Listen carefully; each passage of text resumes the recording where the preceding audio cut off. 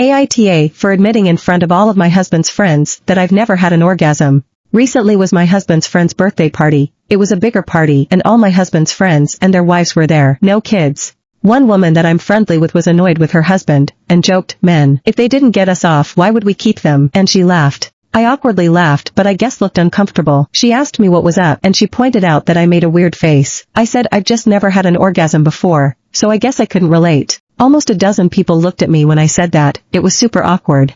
The wife then awkwardly asked, "Is everything okay down there?" And I said, "Yeah, just have never had anyone try I guess." For the next 10 minutes all my husband's friends took turns insulting him in various ways. Many women talked about how they'd never be married to someone who didn't get the job done. My husband made us leave early. When we got home, he lectured me about how I humiliated him. I pointed out that she asked, and I have a tendency to be honest. He's been really upset the last several days, and he keeps saying he can't talk to his friends because they now think badly of him. AITA for being honest here? Edit. I brought the issue up countless times in the past. He tells me that it's not important or not a big deal that he doesn't get me off. Since it's not that important, I just don't see why I have to hide it like some kind of dirty secret.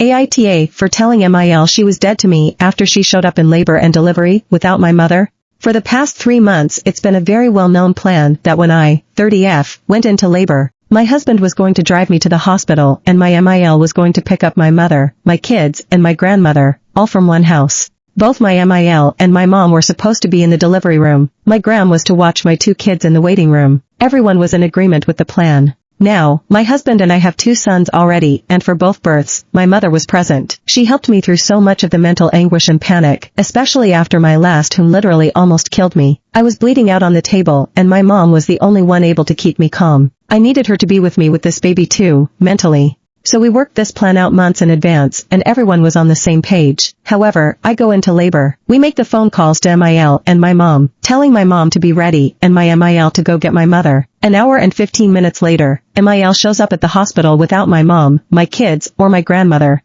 She said, "Well, it's late so we need to just let everyone sleep." It was 9:30 p.m., and then sat her ass down on the chair in the delivery room and jumped on her phone. I told her in a pissed-off tone to go get my mom. That was the plan. I needed my mom, etc., and she just wouldn't. At one point saying that she didn't feel up to driving that much. My mom lives 20 minutes from her house, an hour away. So, I told her to get the fuck out of the room and that she was dead to me. The amount of resentment and disgust that I felt toward her in this moment is honestly not something I feel I will overcome anytime soon. She was pissed, saying that my mom got to experience 2 births already, and how she didn't do anything wrong, and she was just being respectful of people's sleep, and where she wasn't leaving, she was actually escorted out. Now, my mom was able to make it to the hospital literally just as I was giving birth. My kids and my grandmother weren't able to make it, which bothers me a great deal. We promised our kids they would be the first to meet their sister, outside of us, and Grammy. I cannot forgive my MIL for this at all. I honestly feel like I hate her with every fiber of my being, but I'm being told I'm taking this too far and that it wasn't that big of a deal. AITA?